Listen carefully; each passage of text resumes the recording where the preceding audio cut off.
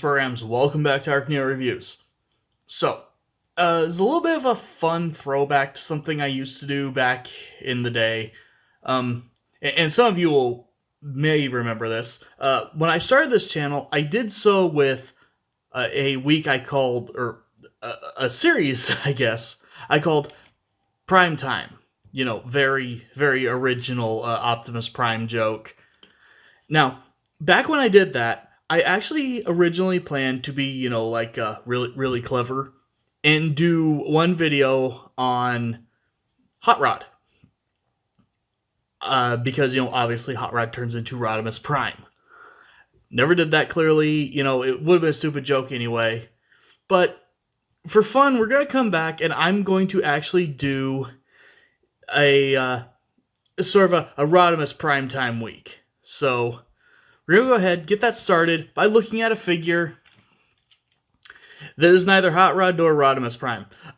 Yes, this is Transformers Cybertron Excellion. Or I think at least one version is called Red Excellion. And he is a repaint of Hotshot. Which means that, obviously taking the blaster off here. This is effectively a Hot Rod figure. For anyone who doesn't know, there's the legendary time when Hasbro lost like all the names and trademarks to their classic characters, so they had to start coming up with new names. Shockwave became Shock Blast. It was a horrible dark time, and Hot Shot was basically the Hot Rod replacement, which was made even more apparent because basically every Hot Shot figure that came out would get a very noticeable Hot Rod repaint figure at some point. I've already looked at one of those, link up there, down there. I will put a link somewhere. It can be our fun little scavenger hunt. Where did I put the link? But yeah, and that is the same thing here. This is the Cybertron Hotshot mold, repainted in red with yellow, actually in this case gold, but whatever, it's flamey, it's red, it's a sports car, it's got a blue windscreen. I watch way too many British Transformer reviewers. Windshield. Gotta make myself sound like a good old-fashioned Yankee. Yeah, get her done. But yeah, this is very, very noticeably a Hot Rod figure. It transforms like a Hot Rod figure. I'm counting it as Hot Rod. So, with all of that rambling out of the way, a very, very obvious robot under a car. It is a Cybertron figure. They were simple. Obviously, you've got a peg up here for your weapon storage, like we had already. Blaster is done in the same clear plastic as the windshield. Does actually still fire pretty well. As usual, obligatory, look at the missile because whatever. Kind of an interesting shape for the blaster of all things. It just looks kind of weird, but I like it. It's a thing. And because I'm too stupid to remember to grab a Cyberplanet key, we will be using another Hot Rod figure to activate his Cyberplanet key gimmick, which is, it's a Hot Rod spoiler. You do believe me now that this is supposed to be a Hot Rod figure? Like, the only thing that could have made it more obvious is if it was in yellow.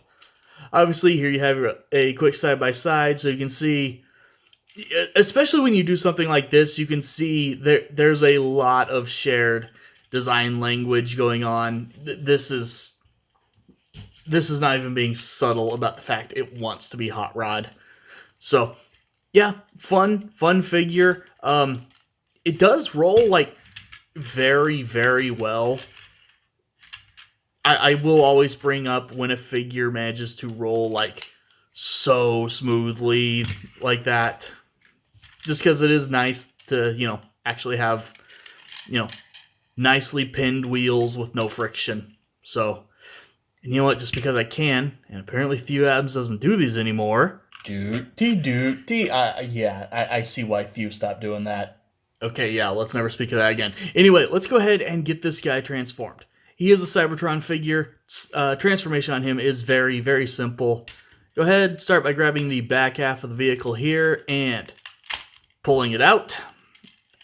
That will free up some other stuff, but quickly go ahead and bring the arms out just slightly so you can grab the windshield area and flip it up. Yeah, the seat and everything is, or not the seat, but, you know, I guess, yeah, the seats and steering wheel, that's what that's called, are molded in there, and they do move up with this, which I will give credit, because this means that this piece of plastic here that's not clear is helping, you know, make sure that it's taking at least some of the effort in, you know, hinging around and stuff. It is also a loose hinge, so, you know, I'm not too worried about this, you know, windshield shattering like happens with some figures over the years. But go ahead, come back here, and if you get a hold of him, flip out his feet. Split the legs really quick. They are just, you know, single pin or peg sticking them together.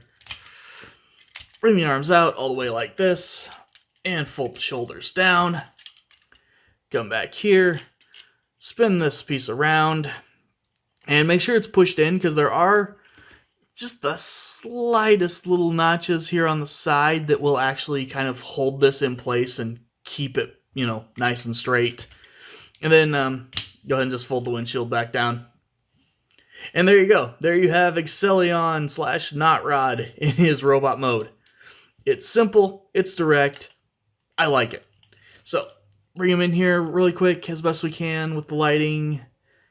Get a look at that face. Nice sculpted detail all throughout this guy.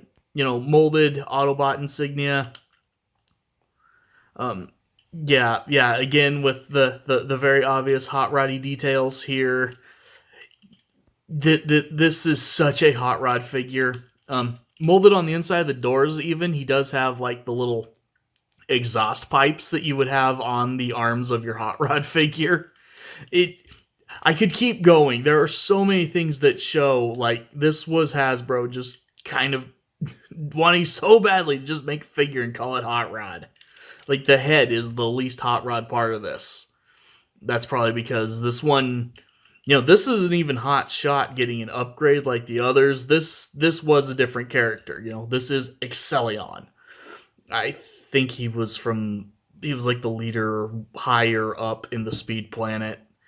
I've not watched Cybertron in a very long time, so go see if Chris McFeely's done a video on Excellion,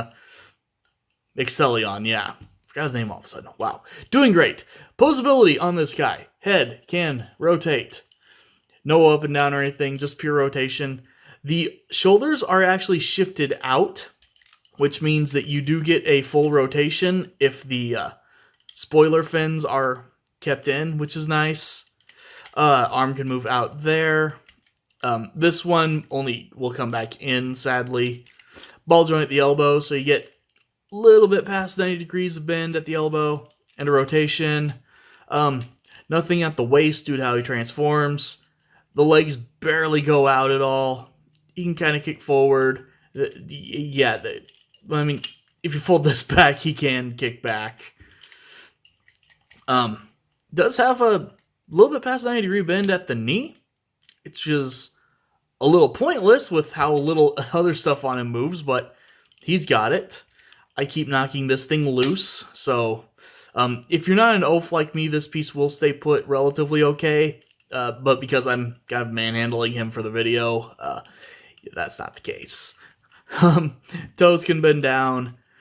It's a Cybertron Deluxe class figure. It is pretty simple, pretty limited in its articulation, but he's still quite a bit of fun. Go ahead, give him his blaster back here. Even with the kibble on his forearms, he can still hold it, but it does mean that that's the most he can bend his elbow now as well. Cybertron figures it was a simpler time, we'll put it that way. And but overall, yeah, I definitely still really like this guy. I do recommend picking him up if you can find him for a decent price. This guy seems to fluctuate, and as I recall, the Takara version, which I think is the one that was called Red Excellion, I could be wrong on that part, but there's a version of this that has like an even more obvious hot rod paint job than this. So, hey, yeah, more reasons that this is clearly a hot rod figure and belongs in my hot rod week. So, anyway, thank you guys for watching, and as always, I will see you next time.